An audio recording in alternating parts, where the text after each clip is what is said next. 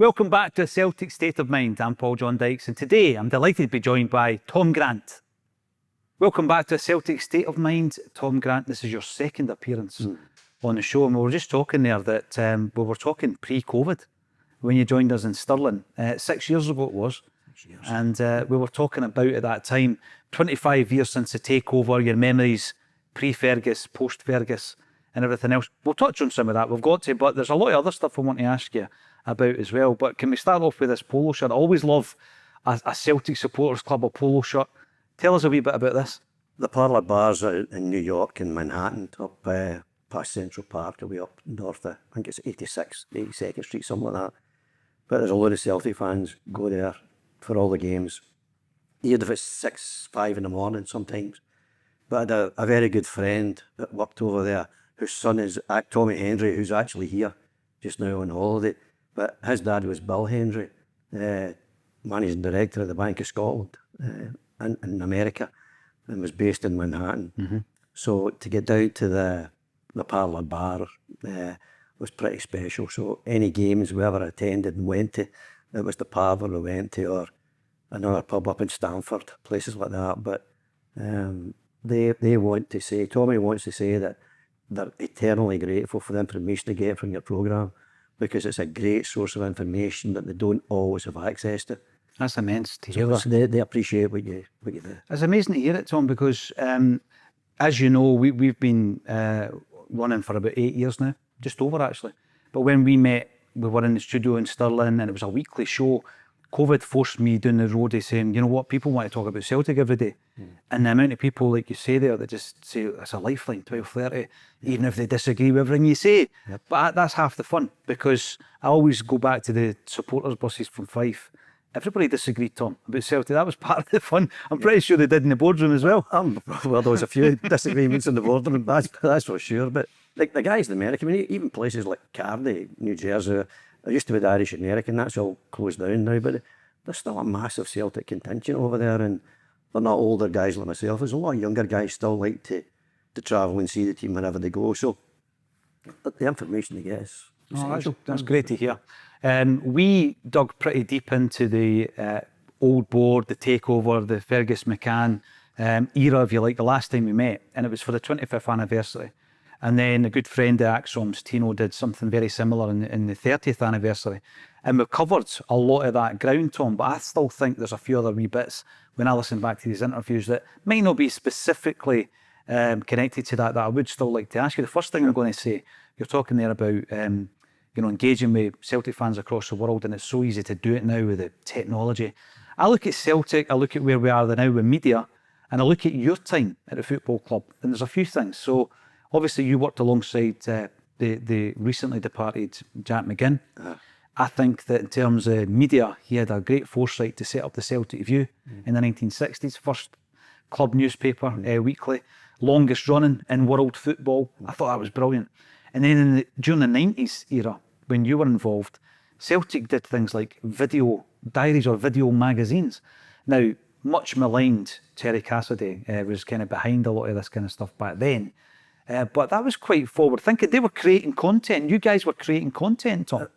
He brought in a different experience, a different attitude, which wasn't always welcome. But it was a case of listening to doing that and trying to get the image of the club portrayed in a nicer way. It was a difficult time, and a lot of the news that people were hearing wasn't genuine. A lot of it wasn't accurate, and most of it wasn't good. So it was nice to try and change that and give people a better picture of what was happening at the club. And there was an air about the place that was needing change, and thankfully it went ahead and took place. So yeah, without a doubt. I mean, they videos, Tom, I was one of the souls that would buy them, and there was 4 volumes. And you think now the club was creating content. That's what all football clubs now do on YouTube and on social media, and you guys were doing it back then. But on the subject of Terry Cassidy, there's a few things. I was supplied with the content of the Save Ourselves rallies, which you attended. You attended one of them. You were not a speaker at it. You were there with Jimmy Farrell.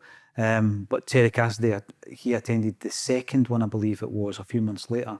And he spoke about the club and where we were going. and the big subject around Paul McStay, maybe staying, maybe going. In terms of Terry Cassidy, very divisive figure for a Celtic fan. I found out during the Celtic jersey book that he was the guy that okayed the red, white and blue people's Ford, all that stuff that annoys Celtic supporters. But he rubbed a lot of people up the wrong way. What was he like to work with?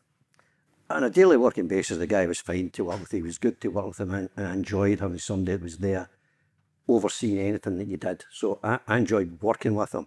But the divisive thing was right at the basis of the whole problem. When he was appointed, it wasn't a unanimous decision. There was various people in the boardroom that didn't want him, wanted someone else. So when the guy was appointed, it was always going to be difficult for him. There was just a built-in dislike in some quarters.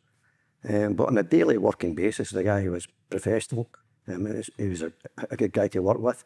He started to come abroad with us when the team went abroad, which for him was quite a new experience as well, living in close quarters with the players like that. So there was a lot of new experiences for him, a lot of new experiences for us working with him. But on a daily basis, I can't fault the guy. So Came from the Herald, didn't he? Or he had worked for the Herald. Because the reason I bring that up is, again, not trying to rewrite history, but he was trying to create content and put it out there to a wider audience. And I remember being told the story by Roger Bailey, who had the brilliant series of Playing for Celtic books, that they only stopped, and you can see the timeline, it's exactly this way. They only stopped when Terry Cassidy came to the football club, and he says to Roger Bailey, "You're not getting access to my players, we're going to do our own version." So the very first Celtic annual was the year after the very last Playing for Celtic. So it was like he reclaimed the club's merchandise capabilities. And the annual now, again, is every club's got it, but it's still running to this day. He set that up. As well, you were talking there about travelling with the team. You must have some memories of travelling on the European endeavours. Travelling the team was the biggest privilege you could get. It was a pure pleasure. I mean, not just abroad in Europe, but even just travelling in Scotland. The first time I ever went on the team bus to an away game was to Capel and Morton. And I was just sitting looking out the window, no bothering with anybody, just passing time. I was going over past Glasgow Airport, and Nearly Malkin, God rest him, came up to me, and Nearly was a bit of a joker. Sat beside me and started to chat, looking for a bit of background from me and all that, which he knew anyway. He was just having a bit of fun. But there was a bit as you passed Glasgow Airport, if you looked over to the left, you could see St Mirren's ground, Love Street at the time. And of course, he says to me, is that a football ground over there? I said, aye, and I'm looking at him, that's Love Street, that's where St Mirren play. And he just had that wee giggle. Get up and walk back down, you see it again. He knew he just had taken a Lenny, and that was it. So yeah, to do that, and then to travel to every away game, whether it was in Scotland or Europe, but pulling up to Ibrox in particular, I loved it. It was a pleasure. I mean, when the bus pulled on Kedmiston Drive outside the front door, there was barely enough room for you to get off the bus. Barely enough room. There was always a group to welcome you. Welcome. It wasn't welcome, they were singing. But it was always Brian Scott that got off first. Usually followed by Big Billy or Davy Hay, whoever the manager was. Then everybody else filtered off and went through the wee space to get in the front door.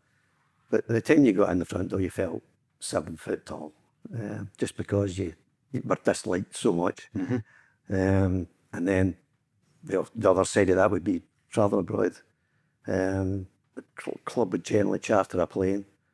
You would travel with the press on the board, and probably about a third of the plane was made up with supporters as well. Yeah. And to get a police escort to places like the Bernabeu Stadium or Barcelona was superb. It's just the thing. As a kid, you would dream about it. So I always loved this part of your story, though, because you were born into a Celtic background. Of course you were. You've got the family links with the football club that go back, almost to the beginning of there is a grant on the first board of directors at Celtic Football Club. James Grant, yeah. And so you're born into it. We talk about being born in as fans, and then to have the opportunity, as you say, inheriting shares from your dad in 1979 to then get into the board in the 1980s. And you're telling the story like I would tell it. It's almost as if this is surreal and you're enjoying it. It was at the time, you know. Well, my dad was in the Merchant Navy, so he wasn't always able to go to the boardroom. But when he died and I got the boardroom pass, I was in it every game and I enjoyed it.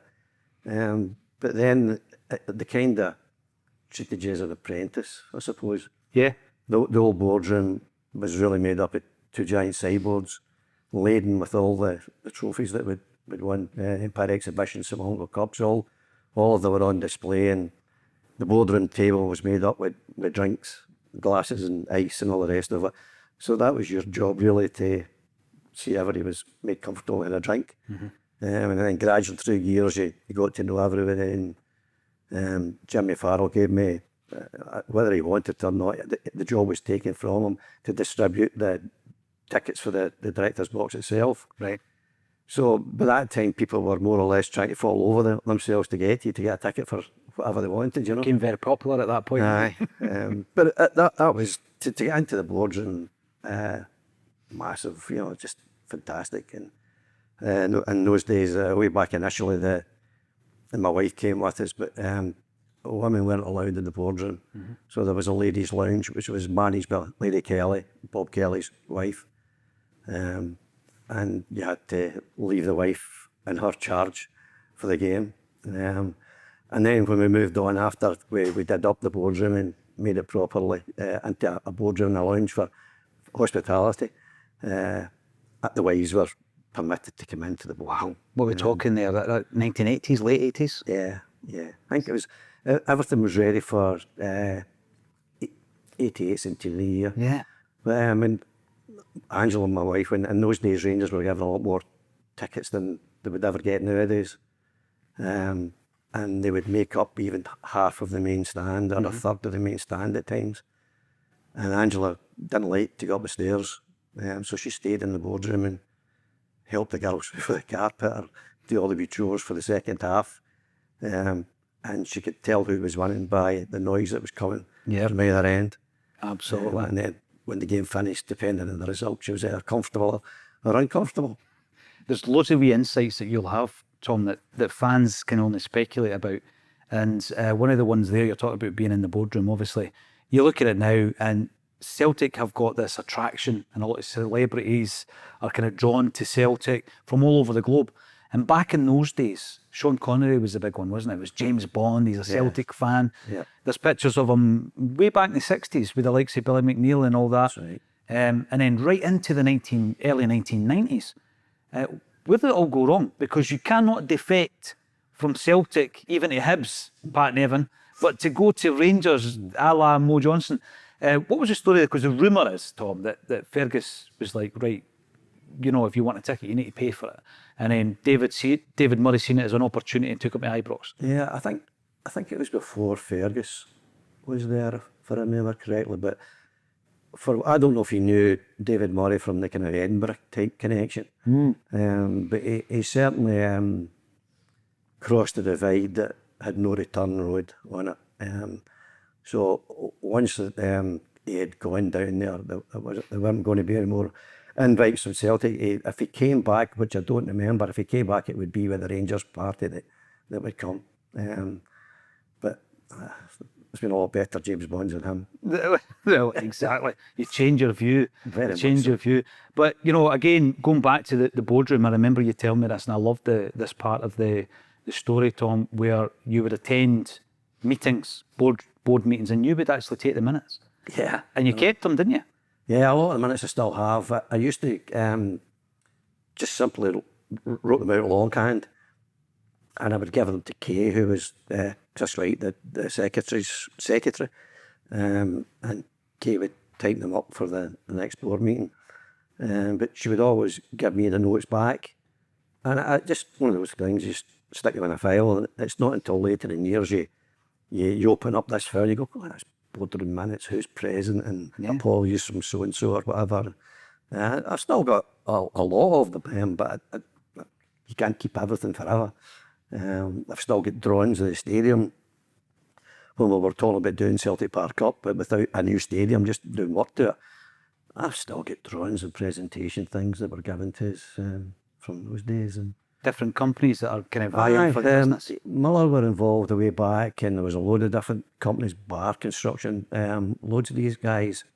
But John Lewis was the engineer, and John was meticulous in what he would do and how he'd work it. So all of the things that we had in the old Celtic Park, people wouldn't realise for instance, the old Celtic end, the terrace was made up of concrete pods. Right. Just each step was a pod. There was hundreds of them.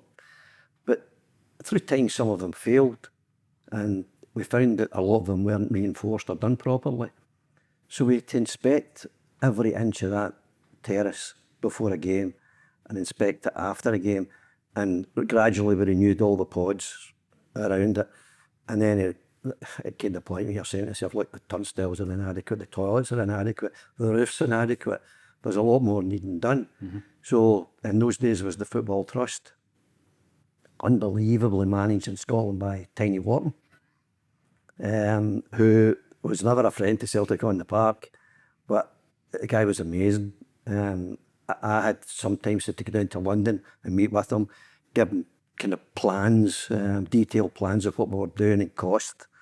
And it was up to him how much they would give Celtic. Yeah. But he was generous, very generous, and we would never have got a word done if it hadn't been without his help and the Football Trust help. I remember the days where there was like minimal upgrades and all the rest of it. So you're maintaining what you've already got there. We'll come back to the facade, because there's a great story of that as well for the centenary year that you've told us before. But I look at things like the Jungle's last stand. I was just looking at this last week because I remember a fancy dress party and all this kind of stuff, and I think Michael Kelly was in a parrot's outfit or something along those lines, right? And we put seats in the jungle. We put seats in the jungle, and it was almost like the end of an era, Tom. It was when it was done reluctantly, but after various disasters in different places, it just became more and more difficult. And anyone that remembers being in the jungle will remember you really only accessed it from the Celtic end. There was no way out at the other end of the ground. In an emergency, there could have been a gate opened and allowed people out, but access was just always from the one end, the Celtic end, going to the full extent of it, with the toilets underneath that were pretty basic. Did you know win a European award for the toilets? The longest urinal in Europe, I think it was. They hand out awards for these things. No, well, it's, I don't know whether certificate is, but I haven't got that one. The longest urinal in Europe. No, I think there was one ladies' toilet at either end, and I mean one WC. It was pathetic. So it was time to do things up, and we had no stewards in those days. There was always the police that managed the whole ground, with the exception of the car park and a few entrances into the main stand. Everything was police, and the cost was enormous. So gradually, with the help of the police, the local divisional commander, I think was a guy called Alistair Walker at the time, he started to meet with me before a game, and we would walk round and he would show me how many involved here, how many were involved there. And then we gradually introduced stewards into the main stand, then into the jungle, and then increasingly all throughout the ground to try and reduce the amount of police, which suited them as well because it was heavy on their manpower. Yeah. And become the norm now, isn't it? Oh, aye. To the point where in Europe and down south there's non-police games, and obviously they've got police on standby. And there was talk of that at some point in Scottish football, but I think that's been shelved. The control room is, you've got to have the police in there. If there's an emergency or anything happens, you want a commander who's got access to resources. So there's generally always police. You always see maybe sometimes they're maybe not so noticeable in the tunnel area, but they're never far away. They're never far away, and they're needed. If there's an emergency, they're the first people you're going to go to. I'm going to ask you a few more questions about the jungle. It was one of these things like a rites of passage. And I remember, like most fans, not being allowed to go to the jungle, probably because my mum told my dad I wasn't allowed, but we eventually did go in there, and it was for a New Year's Day game. It was the game you'll remember, bucketing down the rain, early 90s, I think it was 92, Tom, or 93. They beat us 3-1, Tony Mowbray scored the equaliser with a header. They get a dodgy penalty up the other end, and Some things never change. Exactly, and we're leaving the stadium as they scored a third, which I think was a John Brown pile driver. And I remember going into the jungle for the first time and thinking it was almost as if it was like, you know, an iconic experience before you got there, and then you're there. And the one thing I remember, as well as, you know, the colour and the smells, because there was a few smells, was the heat. So it was bucketing down all day, but it was the body heat. There was so many people in that stand. The roof wasn't high, you know, it was quite condensed for an era that held that quite a lot of people, never as many as a lot of people claim, but I think... We're talking 18? As much as that? I don't think it was ever 18. It might have been 11 or 12. Right. I think maybe way back you could have probably squeezed 18 in, but gradually you had to reduce it, and there was more barriers put in place, and a lot of those barriers were put in place even in my time. Yeah. And the concrete was put down as a terrace because it was just sleepers with ash. In the early days, you know, there wasn't concrete, so a lot of that was done. The Celtic end we put new barriers all the way through the Celtic end, Rangers end, the whole part, the ground, everything was redone from a safety point of view. The turnstiles had to be renewed, full height turnstiles, even not as high as they are nowadays, but they were bigger and tighter. Was that to stop people from getting a wee... Jumpers and getting lifted over and all the rest of that. Aye. But you wouldn't get lifted over the turnstiles today, and you can hardly get in yourself. I know. The stadium's such an important part of the era you were involved as a member of the board, the takeover, and actually where we are now. Because I remember it being said, it was Jim Orr, because he's a numbers guy. I remember him saying years ago in a Celtic State of Mind that, you know, building that stadium with a 10,000 capacity more than Ibrox was a masterstroke by Fergus McCann, because it gives you that income, or the potential for that income, every single year, more than your main challenger. But at the time, Tom, I remember, and I've gone back through them, like the fanzines of the time, Not the Views, they're talking about a 40 or a 50. But Fergus is thinking, no, we're going to build a 60,000 seater stadium. What was your thought at that point when you started seeing these plans? Did you think that was over-ambitious at the time? I thought it was ambitious, not so much over-ambitious, but it was ambitious, having come from the bad crowds that we'd been experiencing. But to talk to him about it, I mean, he really was, he was focused on what he wanted to do. And he was adamant that we would be attractive enough to sell season tickets. People would buy the season tickets, and he rightly said that once you've got a season ticket, you're going to be very reluctant to give it up. Yeah. People are going to hand it down, keep it going in the family. So he was confident that could happen, even to the extent, I remember where in the North Stand at the Jungle, when it was just a concrete structure, I was a bit concerned where the executive boxes are, that as you got away from the halfway line towards the corner flags, your view up the pitch was restricted with steel columns. So we set up with Liam Hanlon, who was the site manager, we set up a table for hospitality in this concrete structure, just with steel. There was no fit, everything's just concrete. We set it all up and put some seats onto the front terrace at front of these steel columns. And we said to them that gave everyone, no matter how far away from the centre line you were, it gave you a good view of all areas of the pitch.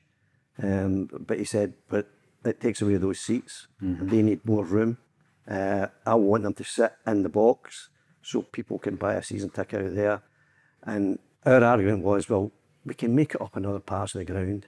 We make other parts a little bit tighter, the east stand a little bit tighter, the west stand a little bit tighter, so we can get to this. He says, no, I'm not giving in. So we had to concede that those seats were just going to have to stay behind the steel columns. And that's the kind of focus that he had. Yeah. It's hard to fault.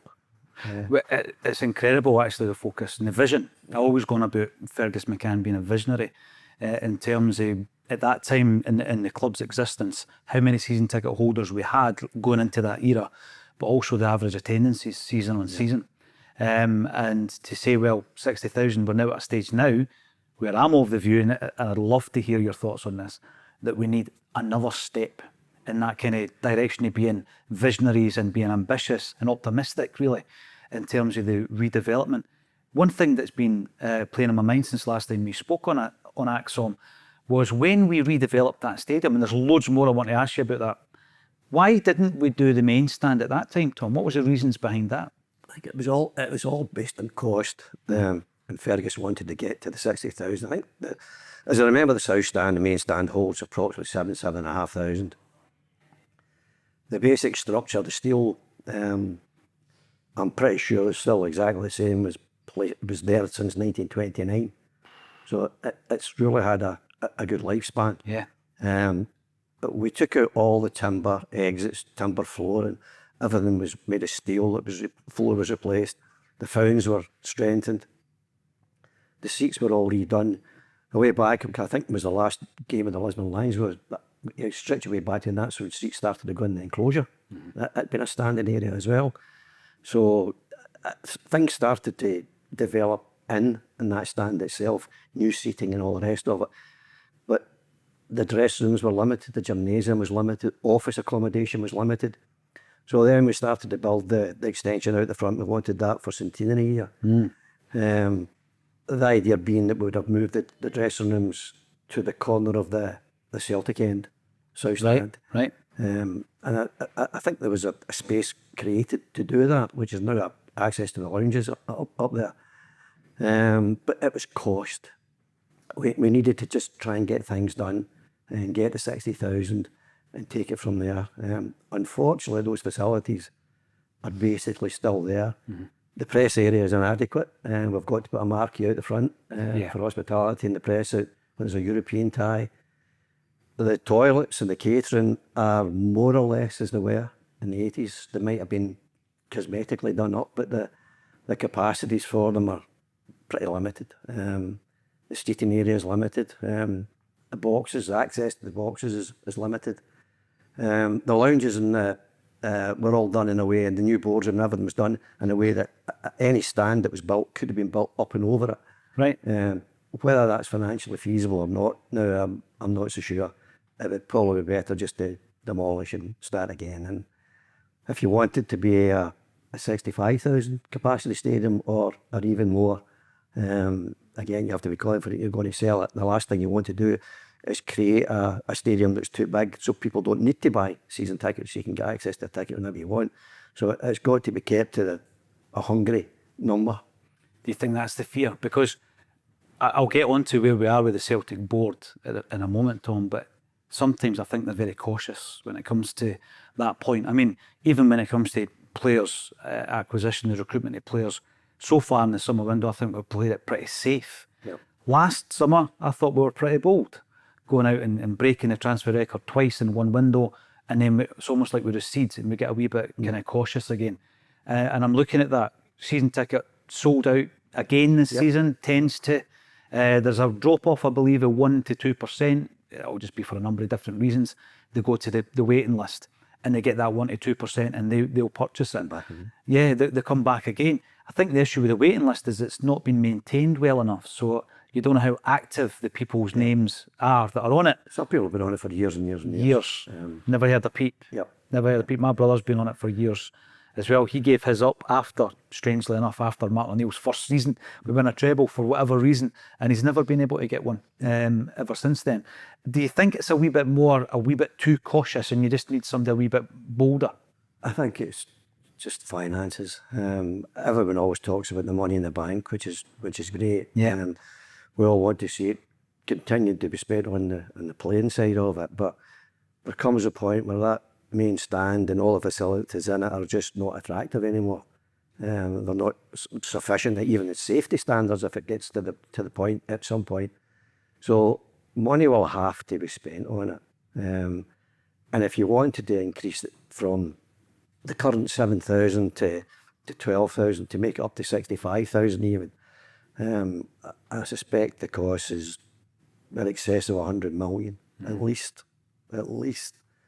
And to do that, the club can take out a long-term mortgage. You can find a nice sponsor. I'm sure there's Guinness or someone out there would like to have the Guinness stand at Celtic Park. If it were to be them or something else, they had a bit more of a connection that people can relate to. and get some money off them to do it. There's the Emirates Arena across the street. So it could be quite an area, you know, if the Emirates wanted to get involved, have a Celtic Park, Emirates, and the Emirates across the road, so the whole area's got a connection to them. But it's just finances. It's finances. And again, another thing that I always go back to as well, if I'm thinking it's being cautious, is because of the environment we play in, Tom, isn't it? Yeah. Scottish football's limited. It's so limited. And that's where the Champions League is the gateway to the riches. I'm going to jump back to your European endeavours. You mentioned Brian Scott before. I loved that era. That's me growing up. You see Brian Scott, you see Neely Mockin, Jimmy Steele. You're going, who's that wee guy? What's his job? And you learn through speaking to people. I've heard the stories. He was the guy that bought the champagne, wasn't he? Yeah, he used to keep it in boxes and stashed away and produced it out of nowhere. And Jimmy always sat at the front of the bus. I've got some cracking photographs of him with the Scottish Cup sitting in the windscreen. Yeah, yeah. And Jimmy's got a microphone, starting to singing.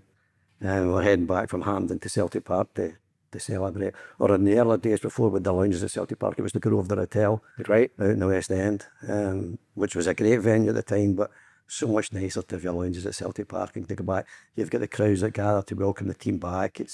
Celtic Day's a bit special. You were talking about, you remember being on the bus for the first time and talking to players that have been involved in these teams from that era. It was a tradition to sing, wasn't it, on the bus? Very much so. Did you have... John Doyle was a particularly great wee singer. Right. And you had to fight with him to get a microphone off him. Tommy Burns, God rest him, was there, and John Doyle. Tommy Burns just couldn't help himself. Tommy had to sing. And was it Mac the Knife back then? Oh, I was all the stuff. Tommy was really good. I mean, really, really good. And I loved when we went, for instance, to the Grosvenor area in the lounges. Kevin Kelly always found a piano somewhere. Always found a piano. So that would start it off. We'd give it the Celtic song. And could Kevin play? Oh, aye. Really? Aye. And then Tommy Burns would give us Mac the Knife. I'm pretty sure there was other guys involved. I think Andy Walker get involved with some of the singing as well, and Big Roy. Big Roy was never far away from a chin as well. So Murdo MacLeod, everyone loved it. Does it become an initiation? It did. It just became, everyone had their wives there as well. Everybody was relaxed. There was no one with phones in those days taking any photographs that someone might be embarrassed. It was just a nice, unique occasion. It was lovely. No, that sounds incredible. It's like a lost era though, isn't it? Very much so, because phones have ruined all that for now. There's no privacy anymore, but it wouldn't have stopped any of these guys. I love the stories. And you mentioned Brian Scott. I met up with Brian Scott, I think about a year, maybe 18 months ago. And we went to the Burnside for a potty tea and we just spoke, no cameras, no tapes, nothing. Just spoke about his time at Celtic. I think we did the same in Glasgow one day and just chewed the fat about Celtic. He didn't want to do it on camera, Tom. He just wanted to talk about his Celtic memories. And he was talking about the trip to Kiev. And he said that it was actually quite a groundbreaking trip because of what happened with Chernobyl. Yep. Celtic, for the first time ever, took their own caterers, which is obviously now old hat. Yep. But that was the first game. Tim Kelly from the Grosvenor. He was the manager, the catering manager. We asked for volunteers. I was one of them. We went for a full body scan before you went, so you could compare it for any radioactivity when you came back.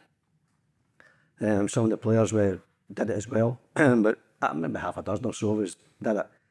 And then when we got to Kiev, as I say, it's unheard of to have your own caterers there. You would be down for breakfast or lunch, and Tim Kelly had his couple of staff with him, and we just made do with what we brought. But to bring cases of food with you to a trip abroad, it was just unheard of. Aye. And to wander about Kiev was it was cold. I think it was November when we were there. It was very cold, and in some ways it was a beautiful city, but it was quite desolate at times. The people were quiet. They all seemed timid to speak, and I just seem to remember people brushing the streets from morning to night, and the sound of tram cars and things. You know, it was a strange place. I got told a story that there was obviously meetings with the players talking about do's and don'ts and the dangers of going over there. and it must have been lost on a certain Maurice Johnston, who I don't know if he was the brightest or whatever, Tom. Certainly wasn't the brightest. Because, no, you're right, his decisions proved that. But instead, I don't know if he realised that Celtic would have our own catering over there. He brought his own suitcase full of his own food, but it was all Mars bars, Snickers bars. They were just sweeties. He was just... Now, obviously, he's given you an insight into the way his brain works. And we spoke about the Maurice Johnston affair later on, and you went and you expanded on that as well when you spoke to Tino. And again, it's one of the ones where Jim Orr reckons it was part of this gradual erosion of Celtic as a force, Rangers getting one up on us and all this kind of thing. But it obviously came back to haunt them in the end, Tom. But what I want to ask you about, because David Murray is out there promoting a book right now, right? When we spoke in Stirling, you were like, there were certain things, as much as you were criticised as a board, there were certain things you wouldn't do. You wouldn't play a certain game. And again, I've said this on Acsom, maybe I should have known this.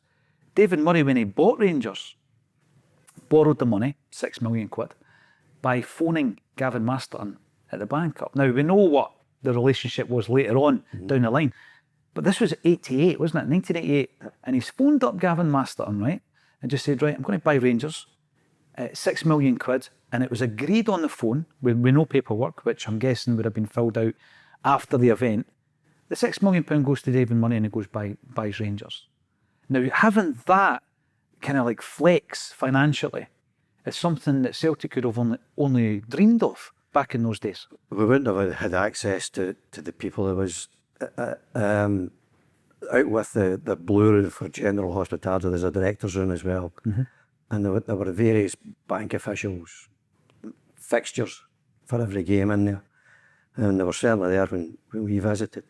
So the access they had to funds was much easier than we could ever have dreamt of. And it was only when we started to think about the changes that you have to try and find people who've got access to similar people. It didn't work out just to that extent until guys like Dermot Desmond came in, various people like that. So that took a long time because the establishment was already across the river. So it was. They were schmoozing them, weren't they? Well, it's easy to spend somebody else's money. And they were very good at that. The tax man and the wee guy that painted the faces still never get his money, did he? No, so, you're right. They're out there owning the world, whatever, and it's some of them are even deny that they ever died in the first place, That's one of the things, Tom. You can't even speak to a fan of Rangers and have a proper discussion about what happened in 2012. But yeah, that was the one thing from a lot of the thing that's been spoken about, Tom. They're obviously agreeing. Don't ask me about side letters, don't ask me about this. And everybody's complying. So you've got journalists who are not asking the difficult questions, right? But that was the one thing I picked up from the interview the other week. I thought to myself, even back then, he was getting the money and access to money like that. Whatever Masterton was doing in the background, who knows what the banking code would have said about what he was doing. He wasn't alone.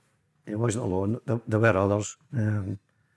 But as time moved on, these guys, the influence they had was troublesome because of the tax. And thankfully that all came to a head and was sorted one way or another. Absolutely. The stadium was so important in the way that Scottish football developed. So at the time where Celtic had to do something with the stadium, Rangers already had done it. So they were a wee bit more comfortable about putting all their money into the playing side of things. When Celtic started to try and do things a wee bit differently, Tom, again, I'm going every week with my old fella at this point. And it was exciting, I've got to admit, because I'm a young kid. I'm not actually thinking about what to do after Billy McNeill is sacked. Obviously in the early 90s. But Liam Brady was a massive name in European football. He had all that experience in Italy. He was a hero in Ireland. I can look back on that and think, I can understand why, even though he was a rookie boss, I can understand why people would be intoxicated with the idea of bringing Liam Brady to the football club. Now, I think I remember who else was interviewed. So it was Frank Stapleton.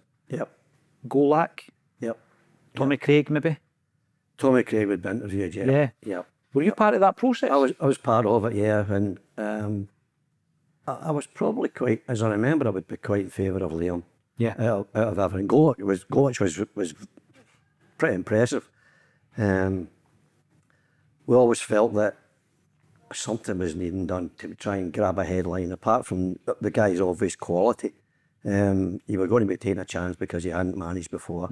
But the personality was such, and he was convincing, and he promised he'd bring in his own backroom team that had experience, which to a certain extent he did. But Liam just kind of found the pressure, the intensity of Celtic, just a bit too much for him. There's not too many guys. He was a cracking guy. I got to know him quite well. He was a cracking guy to be around. But when it came to just the harder side of the football, the needs of a club like Celtic, the expectancy of the fans, he found that difficult. And he was the one that wanted to move away and have a quieter life. And Celtic were more than happy to accommodate it at times. So it did work both ways. You know, it was mutual consent, as they say. It really was. I'm sure Liam was happier leaving, and Celtic moved on to other things. I know he's released a book fairly recent. I've not read it yet, Tom, but I've been interested to hear how he would look back on his time at Celtic, because young guy, first managerial position.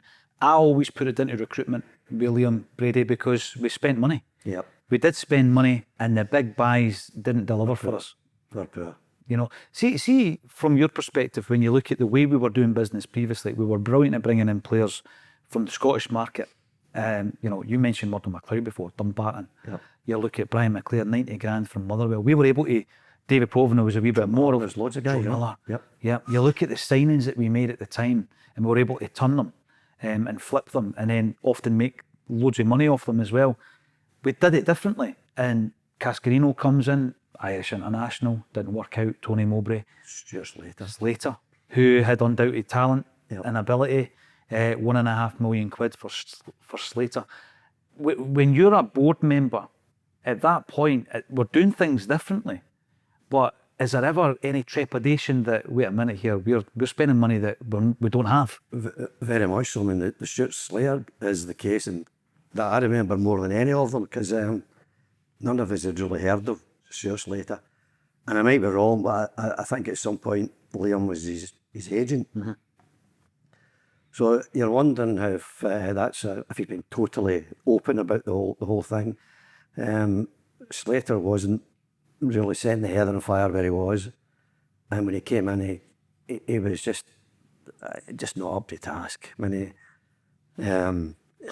he just couldn't handle the stress that was going to come upon him at Celtic. Liam recognised it, but a lot of money had been spent, and it was virtually washed away. There was no comebacks on it. The hard thing about that is that I know from talking to Jack and Kevin in particular, one of the people I got on more than anyone else with in the board, and we would sit at times and go, Stuart Slater, what does he cost him?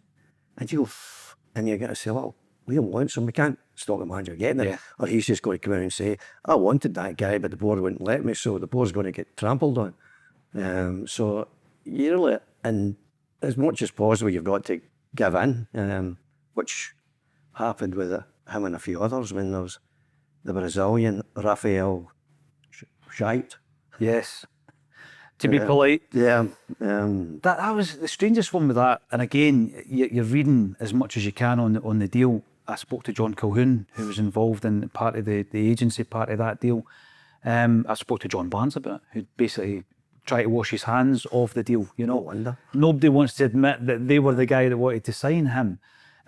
Fergus McCann, and you knew him well. You worked with him. He retained your services, which I always think is, for me, that's a feather in the cap. You know, from an old regime, he's like, I still want you to be the manager of this brand new stadium. I don't think he'd be interested in doing the main stand for us now, Tom. It's been a few years. He's the guy that he would certainly get it done. Yeah, He would certainly get it done. He would. You're right. But he had a rule. This is what I've read, and you can maybe tell me if it's true, that before we signed a player, we had to physically scout him. We had to go and watch him. Eyes on the prize, if you like. And the only player under Fergus McCann's time at Celtic we didn't do it with was Harold Bratback, because Wim Jansen was determined that this guy would be the player for us. And by the way, listen, I know he was much maligned, but he scores the famous goal, and that's fine. Championship winner, isn't he? He's in the history books. So was that the deal with Fergus? Was he very cautious when it came to the recruitment? He was very cautious when it came to spending money, full stop. It didn't matter whether it was the stewards at Hampden when we moved to Hampden, Right. or the cost of catering or anything. He was meticulous about signing players. He wanted information. He would be the first to admit that he wasn't knowledgeable about the football side of it. He expected the people who worked for him to supply that knowledge and that experience. So he was relying on whoever was making the signing to convince him that it was good for the club and it was affordable. And that's basically all he was looking for. To give us what we're looking for at a price we can afford, and it's your responsibility to make it happen. We had a good record during his tenure when you think about it. It's half the fault the guy. I can't think of anything that I could say bad about the guy. I mean, he was a pleasure to work with on a daily basis. He delivered everything that he said. In a lot of ways, I wish he'd stayed longer because a lot of the things I went over in the North Stand for games, and I look around the concourses and things, and we always intended to get the basic structure done, get the catering, the toilets and the seats all done, but there's still ventilation, and the place needs a nice way, and it needs to be done up to make it look. I'm sure if you go to the new stadiums that spend money, like, no, it's perfectly done. Yeah. Whereas ours is still pretty basic in places. I want to pick up on that because I do get the sense that we got it done, got the job done, and you can come back to all the aesthetics later, kind of thing. And I'm not a massive fan of English football these days, Tom, but I've been to some of the stadiums fairly recently. Now I know Spurs is a different ball game, that's just a different planet. And I went down to Anfield, but I remember the old Anfield compared to how it looks now, right? Everywhere you look now, you walk around that footprint of that stadium, you know it's celebrating the history and the achievements of Liverpool Football Club, right? I, every Monday for about half a year, did a wander round Paradise, as I called it. And all I seen was breeze blocks, right? And I'm thinking to myself, murals, interactive stuff, screens, statues, celebrate the history of this amazing football club, you know? When I think it's Janefield Street, isn't it, that goes under the stand? That was obviously an issue when we were building the stadium. But it's just breeze blocks all the way down. And I see it as 32 blank canvases all the way down there. There's room for all sorts of improvement there. I agreed. I passed Celtic Park Wednesday this week, and at the Celtic end, they're replacing the big murals that are on the wall. So it just says CEL just now. Surely to God you can complete something like that in a day or two, you know. But when you pass by, there is so much room for making the place noticeable. If you're walking down from Duke Street, you've got this beautiful big structure on your left-hand side sitting above the graveyard. It's crying out for lighting at night. I want airplanes passing over into Glasgow to look down and see a green goal. Great show. And that can't be that expensive. Of course, there are going to always be that to spend money in the stadium, they can't spend it on players. But there's a balance. You want to be proud of Celtic Park as well as you're proud of the club and the players. I wanted to see the lighting, and it's one of the things that bugs me still. I've spoken to John Paul and various other people. I can't believe how badly managed the traffic is when you're leaving the place. We make our way out. If I go in the Moodiesburn supporters bus, we make our way back out onto the Gallagate to get the bus, which is on the Gallagate just outside the graveyard walls. The police don't stop cars coming out from the forge. Cars are coming around there. A lot of them are guys that are trying to get away fast before the crowds come. They're coming down to the roundabout. They're not stopping. There's buses travelling round. There's only one portion of the traffic that's stopped in one road only.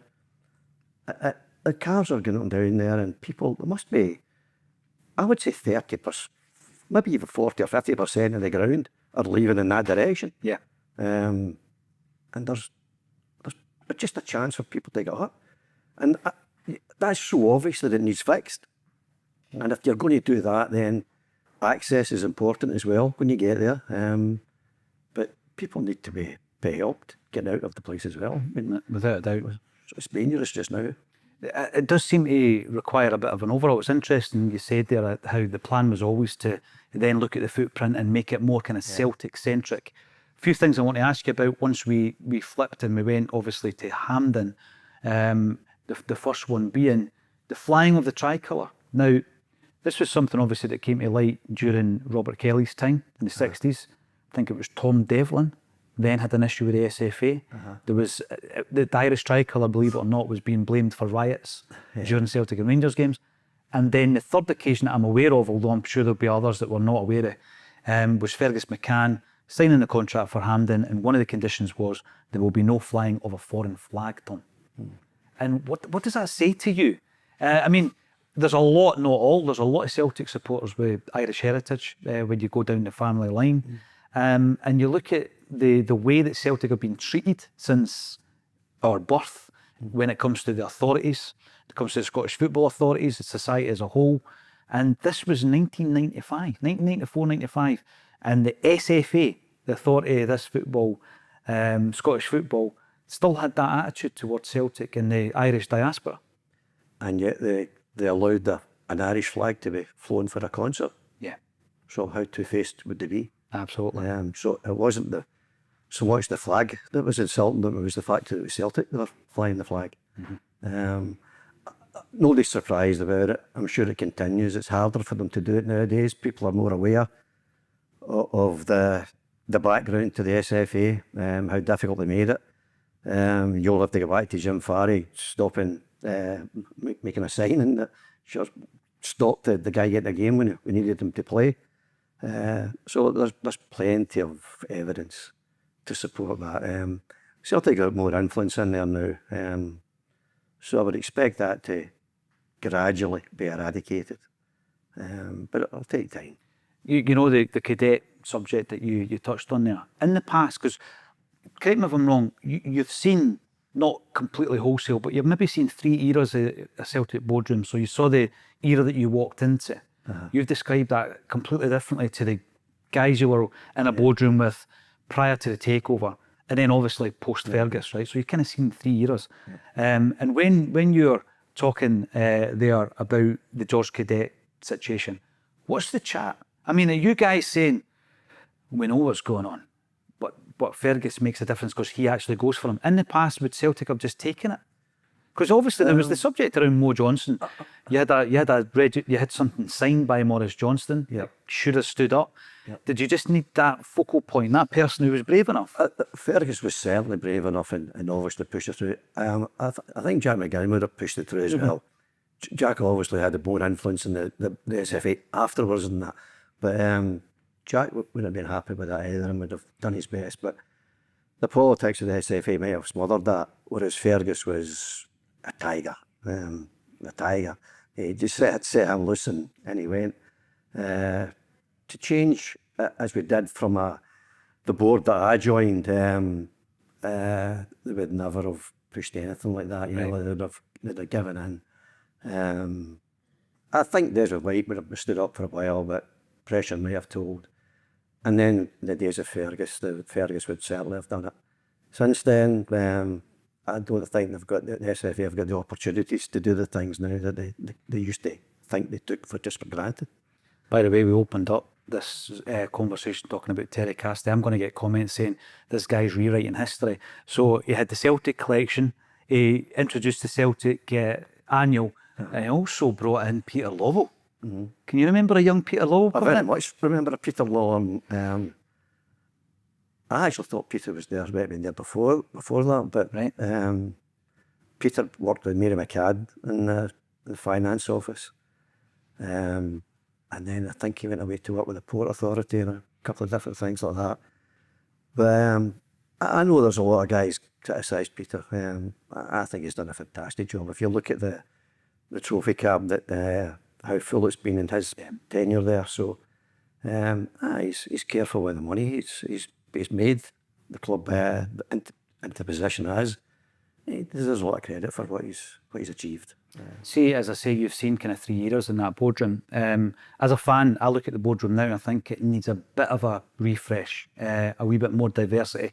I see a couple of people in the boardroom, Tom, who have got a combined tenure of 40 plus years. Yeah. Is that healthy? With your experience, is that healthy? No, I don't think they should be around for, let's just say 10 years. 10 years is a figure just off the top of my head, but when you've been there that long, you're comfortable. The pressure's not really there anymore. There's obviously the difference between the club board and the PLC board. Yeah.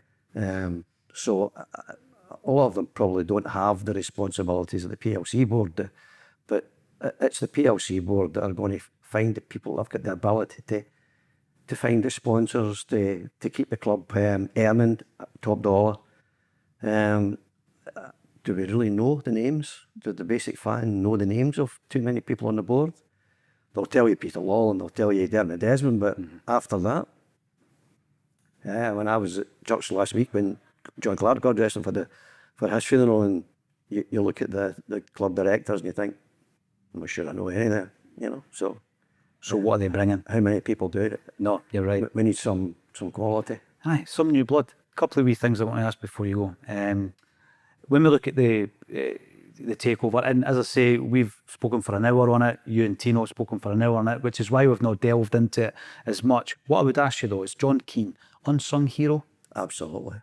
He's, apart from being a lovely, cracking guy, I got to know him quite well. I used to go through to Edinburgh and we'd go for a beer or a pasta, something like that, and a bit of talk and just all bits about Celtic. But John was an unassuming guy. It was a pleasure to talk to in the boardroom, pleasure to travel abroad with. You were always going to sit and have a good time with John. But when it came to Celtic and putting his money on the table, that others didn't do, John was a guy that bailed out when it was needed. When the money was needed to go to the bank on behalf of Fergus, it was John that did the deal. It was John that sorted it. It was his money that went on the table. Unassuming, not looking for credit, not looking for anything. Cracking guy, as is his son Mark, who still goes to the boardroom. No, great guy, absolutely brilliant. Probably there should be more tributes to John than there currently are, I agree with that, 100%. First gig I ever went to, Tom, was U2 at Celtic Park. You'll remember it. 1993 it was, right? And Prince played at Celtic Park. I know there was The Who back in the 70s. Yep. But one thing I do want to ask you about, and it would probably be the equivalent of Kneecap recording a video at Celtic Park these days, the Wolfe Tones. I got an old video for Falkirk Market, and there was a video of the Wolfe Tones at Celtic Park singing the Celtic Symphony, of course, which they wrote for the Celtic centenary year. And there's a great picture of you with the Tones and Billy McNeil, kind of like in the bills of Celtic Park. How did all that, were you part of this? Did you let them in the building? You can admit it now. I got quite partly with the Wolfe Tones over the years in various places. And they'd done a concert in the Barrowlands. And I was my wife Angela and I were with Brian Warfield. Right. And he was talking about the Celtic Symphony and where we could do it. Can we do it at Celtic Park? And I said, yeah, of course you can. Of course you can. I didn't really check it with anything there, doing about it. So I did all the arrangements with them, and the guys have arrived. I've got cracking photographs on my phone of this whole thing. They arrived, they'd set up outside the main door.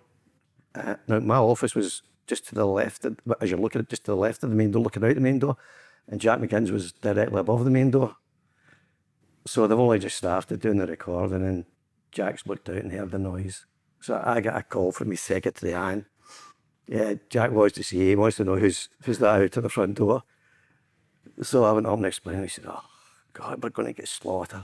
We're going to get slaughtered. So then they wanted to run out the tunnel. So they're running out the tunnel with the hoops on. They're sitting in the front stand seats in those days were orange seats. So they're sitting with their green and white hoops in the orange seats.